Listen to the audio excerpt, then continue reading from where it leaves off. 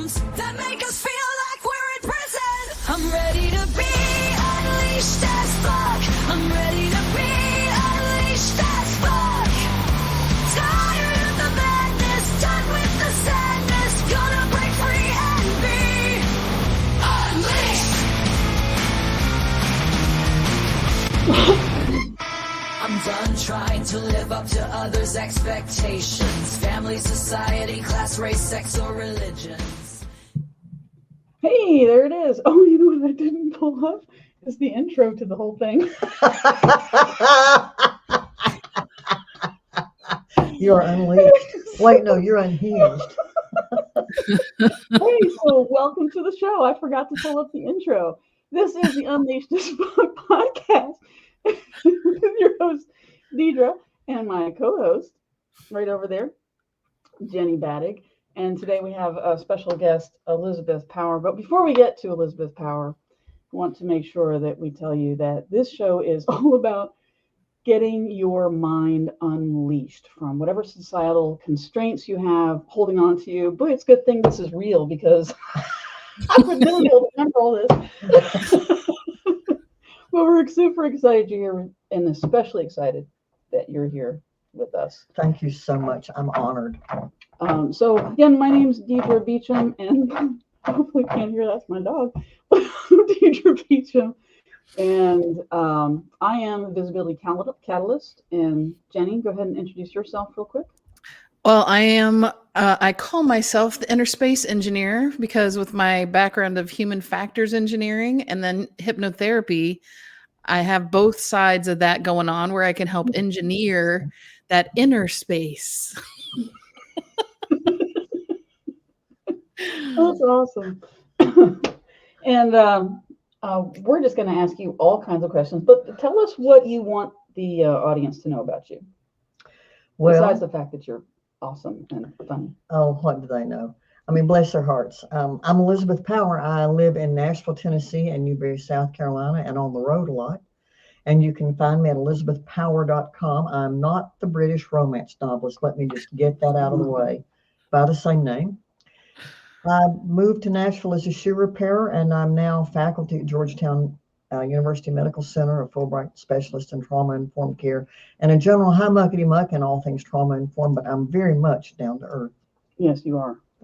You definitely are. Well, we need that. Yep. There we go. Okay, so we're dividing this. If you have anything you want to say, Jenny, you're just gonna have to jump in. Will do. I'm along for the ride, man. Hang on, honey. Put your seatbelt on. So we've divided. This is our first episode, so want to explain this a little bit. We're divided. Oh, it's not mine. I've had many episodes. Well, so we've divided this up into leash, bite, bark, and what that has to do with is if you have a leash on you that's holding you down by whatever thoughts that are going on in your head, and every woman has at least one leash that they have broken free from, hopefully broken free from it, and it can take time, but talk about your leash, a leash that you've broken, and then what was it that helped you to stop that? That's the bite. And then the bark is what message you want to get out to people as a result of you going through this. So let's go ahead and give it a start with what's the leash you want to share with us today? Well, I think the biggest leash that I've broken, and I'm sure it'll probably cycle back around because most things do spiral, is the leash of believing that I was crippled and crazy. I was the identified patient in my family, and boy, my howdy, my family had to take advantage of that really strongly. So did a lot of other people. So in having something like that, what kind of things were going on in your head? I mean, were you thinking you were crazy? Oh my God. What happened? I'm never going to amount to anything. Yeah. Nobody loves me. I just need to go find some worms. I can't get down that hill that my friends are all going down to go to the bottom of the waterfall. I have to wait until the very last. I can't go up those stairs. I'll never get a job. Nobody will ever lend me money to buy a house. I'm always going to be poor. And, you know, I'm just a hopeless, sorry sack of shit that's never going to come up and do anything. I'll be lucky if I live to 21, 21, 31, 41, 51, 61. Oh, I'm not going any further. Yeah. Yeah. Wow. I know nobody else has that noise in their heads. I know it's just me because everybody else is doing better than I am. Isn't that crazy? That's because that's so many times those are the same words that go through our heads. I think there are natural reactions to things that happen to us. You know, when we're overwhelmed by things that make us think we might die or lose our minds or be badly injured, especially in childhood, no matter what it is, that's the kind of thought patterns we often develop. We learn not to trust our instincts. We learn not to trust ourselves. We don't learn how to make choices.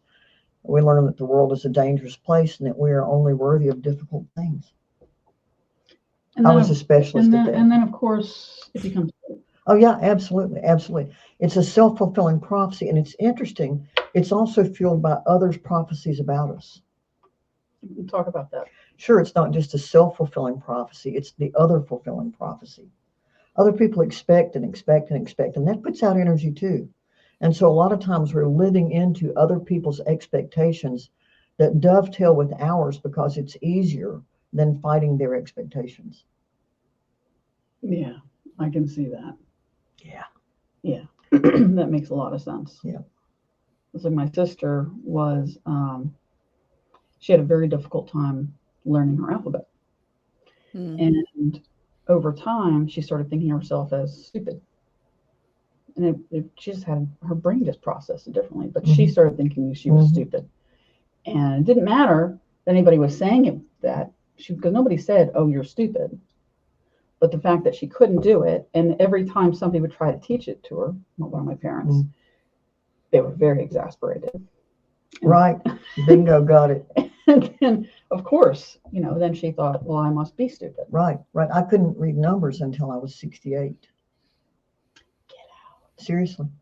And it's so funny because I found all of my early school report cards and I did really well in math until I ran away from home. And after that, my math skills just tanked. Now, y'all, this is going to be so wild. So I'm at university my first year. I will leave the name off because I think that's only discreet and genteel towards them. And the professor said, look, we know you're really smart. If you can do a paper that lets us know that you get it about math, we won't make you take any more math. So here it comes. I wrote a paper on the relationship between the Fibonacci formula and Pascal's triangle of determinism as evidence of determinism in nature. No kidding. Yeah, I didn't have to take any more math, but nobody knew what the hell I'd said. And I wrote that because, you know, and I was working for General Motors one year, and a guy who was somebody I really admired said to me, look, you really have to foster an area of incompetence because you're so smart, which I didn't believe, that you're intimidating to everybody. And I decided, well, math, that's easy. So I just kept perpetuating it. I can't do math. I can't do math. Here, help me with this tip. And people they were very glad to help me with math, sometimes to my money while they were at it. Sure. And I remember about 2 years ago, I thought, I just really need to check out this lie and see what's going on, because you can't write that kind of highfalutin paper and not get math. And it was actually fundamental, my belief about math and where I got stuck in helping me learn that I had become extremely dissociative about age 2. Wow. Yeah. And so I just finished a big data project with a major social media company. So how do you go from that kind of leash, thinking that you are incompetent, can't make it, you are the cripple of the family, the degenerate, just keep going. I'm never going to make money. I'm all those things, right? What happened what's the bite? What happened? What got you to the point where you went, I've got to change this? And how'd you do that? Well, I think, and it's funny because there are a couple of stories. One that pops up immediately is when I was a shoe repairer when I moved to Nashville. And in the summertime, I get out of here. Yeah, I mean, I put rattlesnake toes on This Alabama. woman does keynote speeches all over the place. So I put rattlesnake toes on Alabama's boots, and I repaired Minnie Pearl's little, blue pearlized makeup case. And in the summer, I would always go out and I would relace ball gloves because Nashville's a big softball town.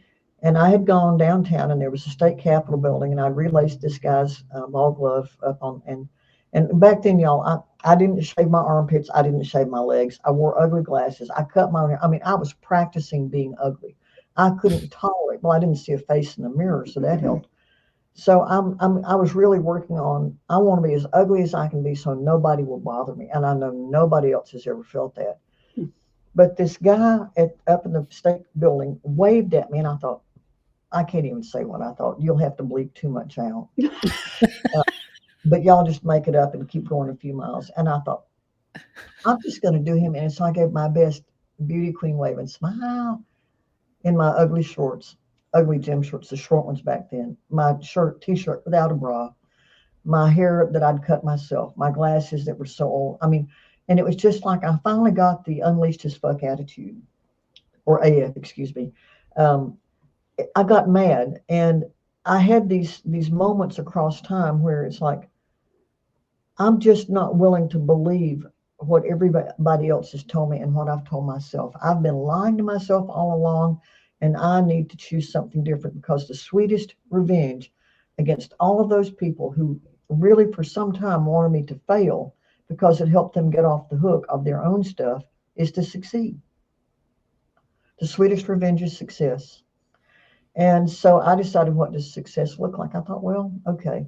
It took me a long time to believe I was smart. People used to call me Dr. Power, and I'm going, no. If I want to be Dr. Power, I will change my first name. And then I woke up one morning, because I'd already begun to do the work on myself. And I thought, oh no, these people love me. If I don't at least try to get in graduate school, they might not love me anymore. They'll find out how dumb I am. They'll leave me alone. Oh my gosh. Boy, just I tell you, it's got roots in the littlest cell on the bottom of my toenails, my little toenail, and it's not a big toenail. And I took the Miller analogy test, and I was working in Spain, the first time I'd ever been overseas. Oh Lord, I was such a hot mess. And this gal who was helping me in the office called and said, "Oh, you got your scores." Oh God, let me know what they are. Well, you were in. Y'all listen carefully. You were in the 92nd and 95th percentile. I didn't go, wee-hee, I did great. I went, oh my God, that many people did so much better than I did, because I was addicted to being a failure. Wow. I was totally addicted. You heard it the wrong way. I totally reversed it. And she said, and the guy wants you to call him. And I called him, and I thought, oh, how nice. They call the people they're not going to let in. No, it was a full ride. Wow. Yeah. So you made the change by making a decision. You made a decision. You weren't going to believe those things, and you were going to believe in you. Well, I didn't want to lose the love that I had. I mean, people acted like they liked me, which I found totally ridiculous. I can accept that fact now, but sometimes I still struggle with the feeling of what it feels like. There's still a disconnect sometimes. Mm-hmm. But I have done my very best, because I didn't grow up feeling a lot of feelings, to change my thought patterns to I'm lovable, I'm capable, I'm successful. Money comes to me in unexpected ways. Mm-hmm. I can do anything to which I set my mind. My purpose is to serve others for the highest good and greatest growth of all involved. And out of that, everything that I need will come to me, and then some. And I mean, I work on it every day. And yet I know that there's still times when the feelings and the facts don't match, but they catch up. They do. Yeah. Wow. So did you have anything you wanted to ask, Jenny? Well, one thing that this kind of triggered for me, based on a client that I had a few years back, mm-hmm. I remember him mentioning that he was kind of the sickly one in his family, of all his siblings. I think he had polio when he was younger. And so he was in like a full body cast for a while. And you could tell that same kind of thinking had sunk in for him too, where he wasn't expecting himself to ever be like the athletic one or even the smart one. Not that being in a body cast makes you not smart, but it just extended. It kind of blossomed into other parts of his life.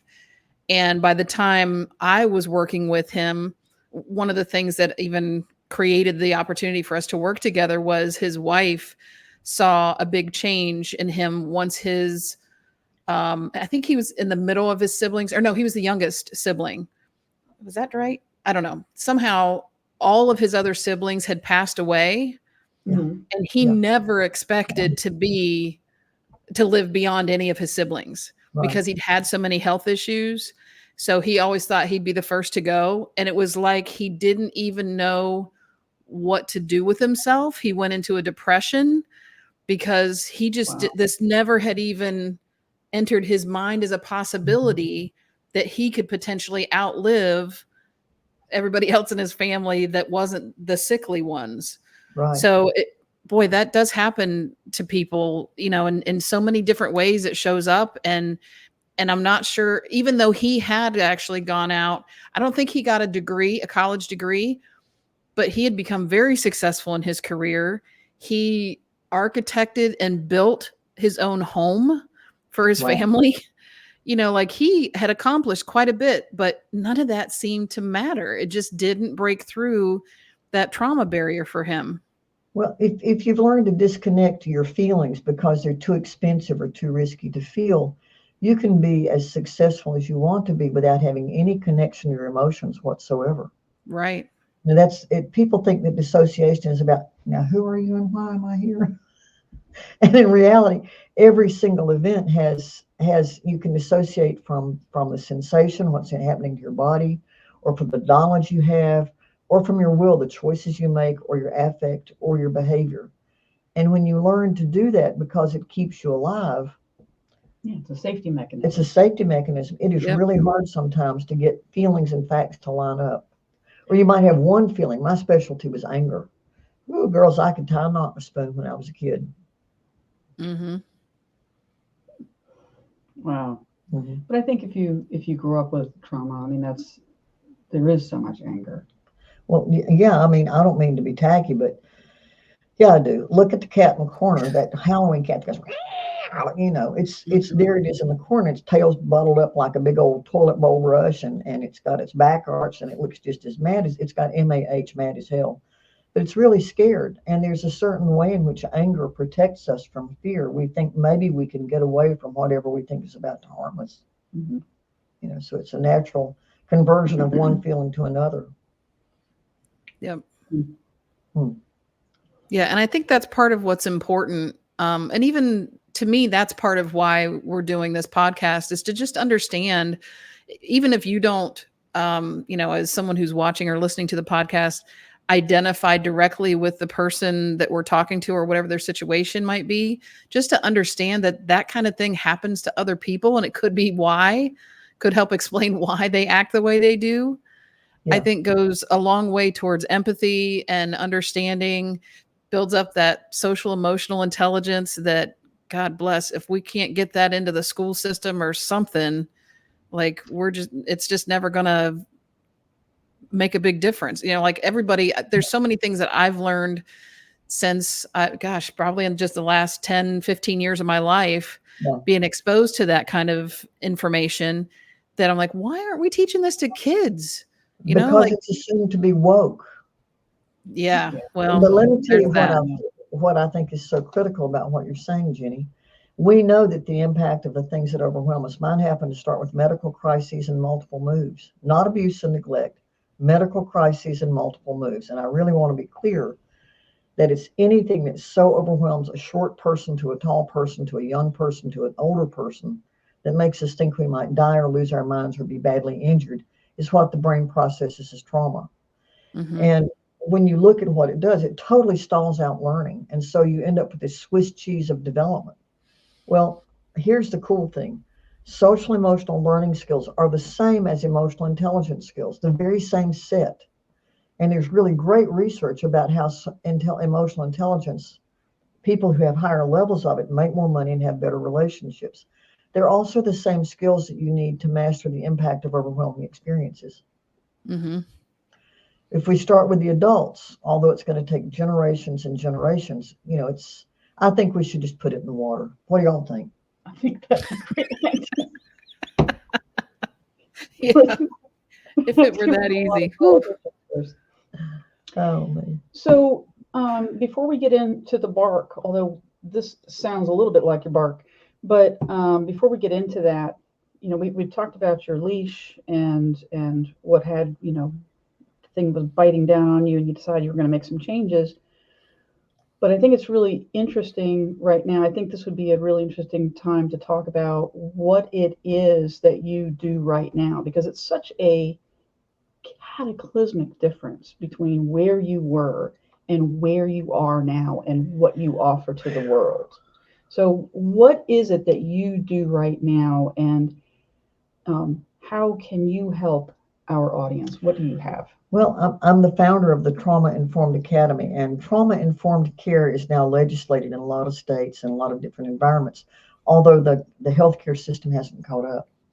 And the mental health care system hasn't caught up. And basically, I help people look at the impact of what happens to us as opposed to focusing on what's wrong with us, because almost all the problematic behavior that people have and the problematic thoughts and feelings, whether they bother me or they bother somebody else, are a result of overwhelming experiences. There's no such thing as a bad brain. There's only a brain that's different, and there's only a set of feelings that are different. And so I have I say this word very deliberately, the blessing and the privilege of helping people begin to think about how they frame the experiences that other people have to either imprison and oppress that person or liberate and empower that person with very specific skill sets. Yeah, that's so important. Yeah, I think it's a really important thing for parents to understand. It is. And our work sits at everything we do online as well as instructor-led work. And I'm a learning specialist, and it's fun. I mean, we hit the dopamine buttons. We use kitties, we use puppies, we use bells and whistles. We use a lot of things to make it fun to learn. But it's simple stuff like, I see that picture behind you, Jenny, and that picture probably has some significance to you. I could say to you, tell me a story about that picture because it's such a cool picture. And automatically I'm asking you to call on the inner connections that you have that are positive to help you self-soothe in this moment.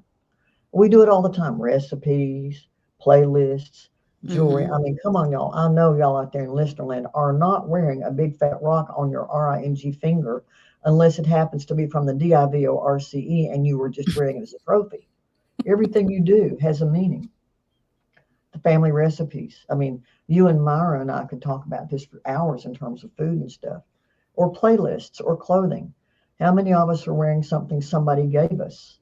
But we forget these things because our brain is tuned with negativity bias and wants us to remember all the bad stuff first because it keeps us safe.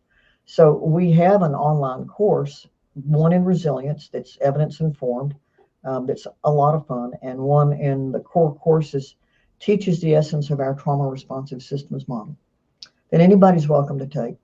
Doesn't make any difference who you are. We're happy. And website? thetraumainformedacademy.com. It's thetraumainformedacademy.com, not the traumainformedacademyonline.com.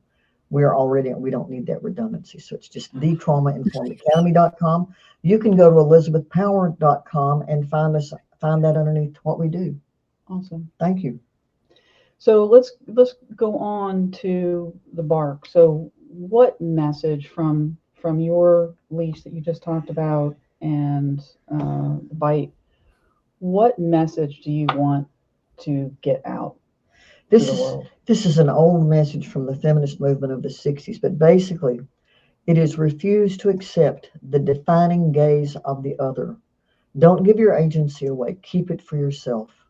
Make sure that you think carefully about who am I and who do I want to be? Not who have people told me that I am, but who am I underneath all that and who do I want to become? Yeah, I love that. And I got to say, that's easier said than done, right? I mean, a lot of people, it's hard for them to dig down and really figure that out. Great advice, but not always something that people can do on their own. No, they really can. And that's where you come in, and that's where learning that I do comes in. That's where the kind of work that Deirdre comes in. I mean, all the work that the three of us do, even in this podcast, helps people begin to think about who am I in spite of what I've been told. Yeah, I'll tell you that the biggest breakthrough for me, and there's been many, many breakthroughs, but the one for me, and we talked about that this morning, which is when I started learning about neurodiversity and ADHD and all the different neurodiverse terminologies. And this light bulb went off that I have spent years thinking that there's something wrong with my brain. Got it. And so many people have told me, well, why do you look like that? Why do you smile like that? Why do you, growing up, why do you smile like that? Why do you look like that? And, why do you think that way? Or why do you do that? And it was constant. And eventually I just became smaller and smaller and smaller. Right. And smaller. Right. And I worked on myself for years and years and years, but it felt like the final breakthrough was when I learned about neurodiversity. And for the first time, I was like, oh, I'm not broken. I'm not broken. I'm just different. Yes. And that's okay. And I cried and I cried for, it felt like forever. It was probably only a few minutes, but it felt like forever because there was this intense relief. Oh my gosh, I've been judging myself based on other people's judgments of That's right. me. That's And right. I internalized That's them and made them my own. Yes, absolutely. And then I judged myself based on their judgments, and it's a spiraling. It's like a thing. coyote eating its arm. Yeah. A coyote in a trap chewing its arm off. I remember the same feelings in my own world when I was diagnosed with multiple personality disorder back in 1990. And somebody said, oh my God. I said, oh my God, what? You're a Christian. You believe in the Trinity. What's the problem here? Good point. Are you going to integrate? I said, no, it hasn't worked well in society. Why should I do that? Mm. Well, what about nuclear fusion? I said, listen, I spent my whole childhood putting my head between my knees and kissing my butt goodbye in civil defense drills. What I want to look at is what are the models that make sense that are not based on somebody else's need for me to be pathologized so that they can make a living off of it.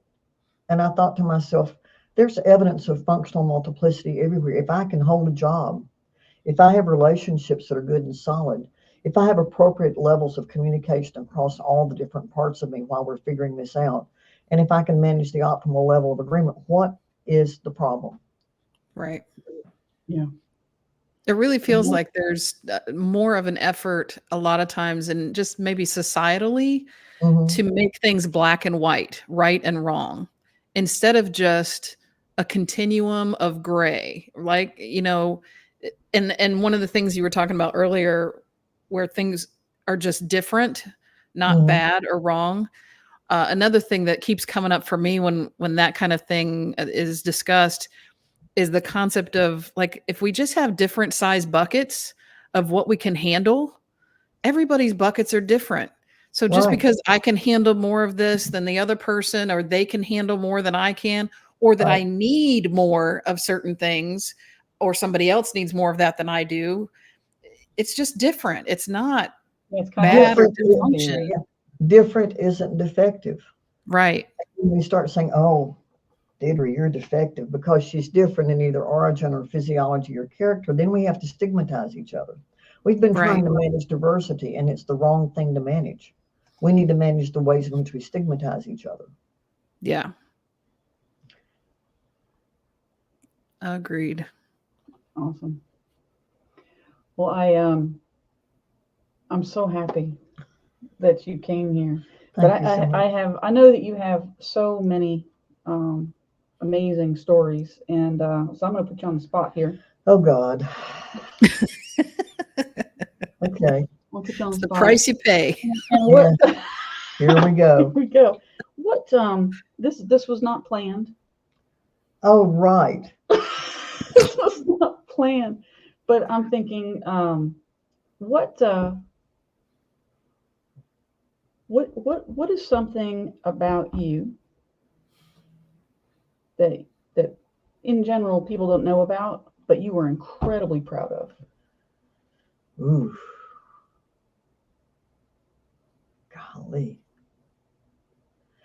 That I was able to go to Japan to help the, well, people do know that if they Well, read. these people don't. Okay. Tell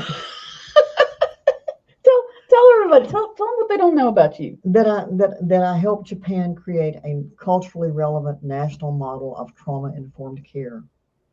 And then I got to spend 2 months in Japan altogether, part of which was at the oldest Buddhist monastery in Japan. And the way in which people received what I had to say, and how curious it was that we're so attached to our Western way of thinking, which is about competition and individuality and one over the other and power over and all that, and how committed they are to community, shared power. They still have a rigid structure, but a shared power and collaboration. And the difference that was there. I was so proud of that work because when I got there, the sponsoring university that I went for didn't have a contract for the work I was doing with Japan. They were going to do a train-the-trainer on a model I'd helped them with. And I wanted to save face for myself and for the organization. I knew enough that instead of teaching the research, I could teach what was behind the research so I didn't violate anybody's anything. And Japan still came out with a model that worked for them. Wow. I was really proud of that. That is awesome. Yeah. That's really cool. Wait a minute. There's something else they wouldn't know about me that I think is important. Oh, there we go. Now, Sorry. there we go. They wouldn't know, your audience wouldn't know that I've been homeless 3 times. Hey. Probably a lot of people think I'm rich or have all this money and stuff. No, I live paycheck to paycheck like most other people. But I've gone from being homeless, helpless, and hopeless to feeling relatively good about my future and about my success. That I have the ability to do what needs to be done, even at my advanced, crotchety old age, according to some people. I'm a boomer. So that I can make a difference and matter in this world to other people. And that's being of service is my key focus. And that, to me, overcoming all those obstacles. Most people don't know I have no kneecaps and that I went to school on a voc rehab scholarship. Yeah, I didn't know that until this morning. I saw the scars on her knees and I was like, what in the world? She's like, I have no kneecaps. Wow. The kneecapless wonder. Yeah, that goes to the heart of why we're doing this, because we've both come so far along in our process and just believing so many things, good things about ourselves that, for years wasn't how we viewed ourselves. No. And so we wanted to afford an opportunity to show the world and to show other women that there are other women who have done it too. And I truly believe it takes community. It does. It's not just on your own, because if you could do it on your own, I would be incredibly, crazily successful. And it's only because I have started surrounding myself with people and changing the things that come into my head. The things that I scroll through are very different from the things I used to scroll through. And once it starts changing, I'm like, I just stop watching it because it has to serve me or it doesn't work. Oh, but you're so selfish. I am. Good for you. The thing is, we think about, and that's okay. Oh, it is, because there's a difference in the kinds of selfishness. If I'm being selfish in the way in which I'm focusing on how I tend to me, that is different than if I'm saying, give me that water you're drinking right now. You don't have a right to drink that water. That's my water. I want that water. Selfish versus self-ish are 2 different things. But I'm here to tell you, if you change your story and stick to it, you change your life. Yeah, absolutely. I firmly believe that because I've done that. At least 6 times. Might do it again. I don't know. You never know. You never know. Shoot. What is there anything you wanted to add in here, Jenny? Not at this point, I don't think. I think we're flowing pretty good. All right, awesome. Is there anything else you wanted to share with the audience before we kind of wrap up here? I do want to share this. Yeah. Most of my life, well, until I began to practice something different, I had a 55-gallon barrel of Mad Hiney hole strapped around me. And it was dragging me down like this. I was so focused on being unhappy, on how miserable I was, on wasn't it awful? Ain't it awful? Oh my God, it's just so awful. And I realized one day I had this 55-gallon barrel, pardon my armpit, don't get too close, that it could be filled with good things. And I began to practice Well, that's a good visual. what I call the victory cycle. I think I probably should rename it sometime. But basically, it was a triple pairing of day with color with emotional quality. And today it happens to be the quality is freedom. And the work goes like this. What am I feeling right now? I kind of feel a little stupid, not bent over, but stupid. That's STUPID, stupid. Even though it's not a fact, I still feel that. What do I want to feel? I want to feel freedom. Let me tune it in and turn it up. Okay, I got it. When have I felt it before? There you go. And now I look around and the color for today is green. And I look and I see it on a book cover, and I see it on a jacket on the floor, and I see it on the Kleenex box. And suddenly I have anchored that feeling with that quality, with that color. And when I practiced the victory cycle about 12 times a day, no matter what, all of a sudden I began to fill that 55-gallon barrel that was empty up. And now I have emotional flexibility that I never thought I'd have in my life. I was stuck, that black and white thinking you were talking about, Jenny, that is so common with people who've survived traumatic experiences. It's always on or off, black and white, right or wrong, good or bad. And they're all these glorious shades in between. Oh, aren't they? Yeah, that's what I wanted to say. Thank you. So there. Yeah. Well, I'm so glad we stayed long enough for you to say it, because it's important. I know for myself, one of the things that really saved me, and we kind of talked about that this morning, is that when I started going through healing and finally coming to the realization that, okay, my brain is okay. Yeah. I'm awesome. And you need to accept and embrace that. And in doing that, it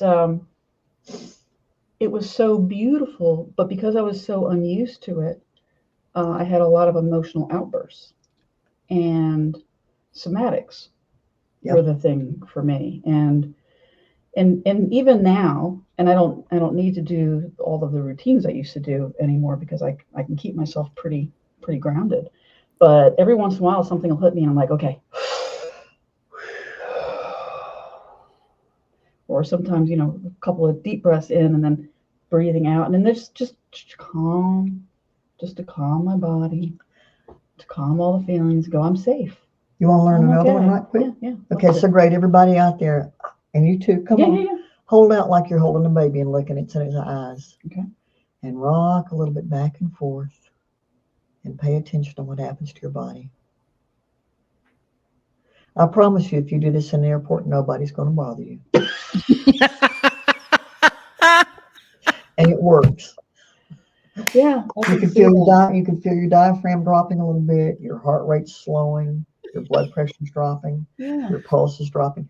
I teach that to mental health clinicians, and I tell them, y'all just need to get together in a group, 5 or 6 of you, stand out in the hall and rock the baby, and nobody will give you a hard time the rest of the day. Oh, that's awesome. I bet if you start talking to that baby, they won't give you a hard time either. That's well, right. that rocking back and forth is very, very common. That's right. I know sometimes autistic kids will do rocking. And there's slow rock and fast rock. Fast rock is because you're agitated, but slow rock is self-soothing. Except it helps if you're rocking rhythm. We were rocking out of rhythm. Yeah. Okay. Yeah. Okay. Here we go. Here we go. Oh no, I'm doing it again. She's rocking to her own beat. Yes. You have another tips you want to throw out, Jenny? Well, as you were talking about that, it reminded me of heart math techniques. Are you familiar with the heart math organization at all, Elizabeth? Yeah, they're great. They do good work. Yeah, very simple, easy to do. And honestly, I feel like they're pretty flexible. I show my clients or demonstrate or explain to them how they can do heart math techniques. I said, you can kind of make it your own thing. These are the principles that go behind them. Do whatever works for you. That's and right. There was one time, I think I was out in California for a book launch of another person that I've followed. They brought in some advanced heart math training to that book launch. And it was something that I hadn't really thought about before, but I thought, wow, that makes it even more powerful. they talked about, you just mentioned there's like a slow rock and then a fast rock. Uh-huh. They talked about, because a lot of the heart math techniques tend to be focused on just getting yourself kind of calmed down from an agitated state. Right. But they were saying if you need to get from, an angry state, but it's very like high energy, you don't want to try to get yourself to like a calm, peaceful, like lazy river directly. That's a hard transition. Get yourself Right. to something excited and happy, because that's an easier, like you're on the same Right. frequency, just like switch over to a different station or something. Right. Right. It's And I thought harmonic. that was an interesting thing to make part of their concept as well. Exactly. That's a great concept. It's kind of like you all may have all heard about how if everybody on the bridge goes the same speed, the bridge collapses. It's a harmonic frequency. And so that's why it really is good to go from similar state to similar state. Just reframing it from the negative to the complementarity of the positive. Lord, I'm talking in tongues again. I'm going to quit now. Using those multi-syllabic words. Oh, I'm sorry. I forgot who I was for a minute. Oh my gosh. That's awesome. And I have one more I want to share. Which was, you were talking about, the fast and the slow. Well, I was thinking the same thing with the somatic breathing thing I was just talking about. In my worst state, it would just come as a rush, and breathing was not going to happen. I just couldn't. And so what I would do is I would just take a deep breath in, throw my arms above my head, and then I would just throw everything I could out as I threw my body down, kind of like a swing. That works. And that swing, works. and it really helped when it was really bad, when it was just really super heightened. Yeah. And it was just release. It really just is. Release it it really out of your is. body. It is. And so much of what happens to us is stored in our big muscles, our quads and our calves and our upper arms. Big muscle movement helps a lot. I've been known to go out and run a 60-pound jackhammer just to get it out of my system. Or to dig up 30 feet of French drain just to get it out of my system. But big muscle movement helps a lot. And that's probably why exercise has been so beneficial for me. Right. And at first I couldn't do exercise. I told you that I couldn't exercise. And so I just was trying to do a squat. And it took me a long time, but just moving those muscles. That's right. Because we get paralyzed. If you go back, look at the neurobiology of fear, we go from freeze. If you've ever seen a rabbit or a deer in the headlights, they go, while their brain's trying to figure out, am I big enough? Am I strong enough to fight? Or should I take flight? Oh, I can't flee. What am I going to do now? And if you can't take flight or fight, then your brain moves you into either immobility, people who pass out or who go get paralyzed at blood draws, or to dissociation. That's its last two outs before it goes to death. Wow. And we've had it wrong. We've always said fight, fight, or freeze, but it's really freeze, fight, flight, dissociate, or immobility. The thing people are talking about now, fawning, is really learned behavior rather than a neurobiological state that the brain uses. I'm not familiar with fawning, so please explain that. It's sometimes like people, please, like, honey, don't be mad with me now. It's really going to be okay. Don't be mad with me. Don't be mad with me. It's almost a begging and a pleading, a FAWNING. And it's a protective tool that we use linguistically to try and keep other people from getting mad at us or hurting us. And it is a learned tool that we use when we are trying to avoid being hurt. People pleasing. Well, we're going to have you come back sometime. I will. I promise and I threaten. But this has been an absolute hoot, and it was so funny. I pulled out one of your books that I have, and Jenny was Jenny. Elizabeth looked at it and she says, "That's one of my old ones. You don't even have a new one." So tell me what your new one's called. The new one is called Healer: Reducing Crises. And basically, it's a lot of the work that we do in helping people become trauma responsive, a lot of the tools and tips and tricks and techniques for learning self-regulation and self-awareness, for learning how to find those interconnections that we need to be able to call on, for recognizing our strengths when we've forgotten that we even had them. It's on Amazon too, but I'm telling y'all, you got to watch out. I'm not the British romance novelist by the same name. That was the first person that came up when I started to Google you to get information. I know. I'm not the British actress. There are a lot of people. Apparently, the Power brothers were very busy in Ireland. And Elizabeth is a fairly common name, and it's like I can't even get it disambiguated for more than 20 minutes. Bap, it's back again. So, one of us will die off and the other will inherit the kingdom, and that would be it. But I did get my name site, so it's elizabethpower.com. That's right. You did. Yeah. Yeah. And oh, by the way, if you like Kindle, Healer Reducing Crises is on Kindle in Moi's voice. Oh, wow. Yeah. Nice. Thank you. That's awesome. That's awesome. Well, I so appreciate you coming and being our first guest on the show. I can't tell you what an honor it is. You all rock, and I'm so glad to be on your show to be your inaugural guest. And I wish everyone the greatest growth they're willing to risk attaining. Ooh, and it can feel risky. Oh, yeah. It can absolutely feel absolutely terrifying. You can't walk on water till you get both feet out the boat, but boy, howdy is it scary when you do. Walking on water, Jenny. What do you have anything you want to add, Jenny, as we're closing out here? Oh, actually there was one thing. Let me bring it up real quick. Oh, look at that. Oh my gosh. Hippo birdies to you. Hippo I had birdies. no idea you were going to do Tomorrow is Deidre's birthday, so It is. Cool. It is. That is so sweet. Oh my gosh. Happy natal celebrations to you. That is so sweet. Thank you so there much. you go. May you be You're scattered, welcome. smothered, and covered with all the blessings of a birthday for the coming year, like hash browns at Waffle House, girl. Florida hibachi. Yeah, we definitely have that. Oh, Yeah. Okay. Respond. Oh, thank There you you so go. much. And wow, I'm beside myself. I'm so excited you're our first guest. I think this is a huge hit for our first show. I hope that you guys think so too. And we are going to have our website up soon. It's actually up, just doesn't have a lot of pages. We'll have an autoresponder. We also are going to have a page for guests to sign up who would like to be on the show that have something that they would like to share. So Yeah. I want to thank you so much for being on the show with us today. Thank you for the trust you place in me. And oh my gosh, I just think you're fantastic. We met back in what, 2018? Yeah, something like that, but pre-pandemic. Pre-pandemic, Mhm. and it's been a good relationship. So anyway, thank you so much. And you can find me at deidrebeecham.com. And one of these days we'll have to have little flashy things that puts the websites up. And we'll put Jenny's website up. Oh, you want people to go to, what is it, Hypno Huddle? Yeah, hypnohuddle.com or epicrenewal.com are kind of my two main ones right now. Yep. Hey, Jenny, thank you so much for all that you do. I'm telling you what, you're helping people reshape their world from the inside out. Thank you. Yeah, Thank you it's so much. definitely more.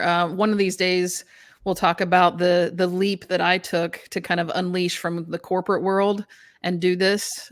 So it's definitely much more rewarding than anything I ever did when I was working as an engineer, for a big corporation. So yeah, it's good stuff. We were talking about originally doing the show, interviewing myself and then interviewing Jenny and then having our first guest, but you were coming in and was like, let's have you as a guest. So Cool. Yeah. next week we'll either interview you next week, Jenny.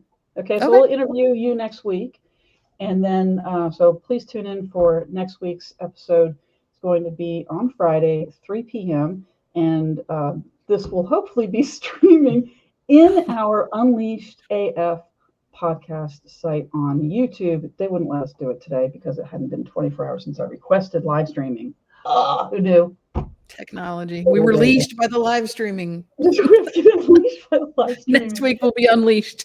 That's right. This week we were just unhinged. That's right. That is on the way to Unleashed. That is actually part of the track.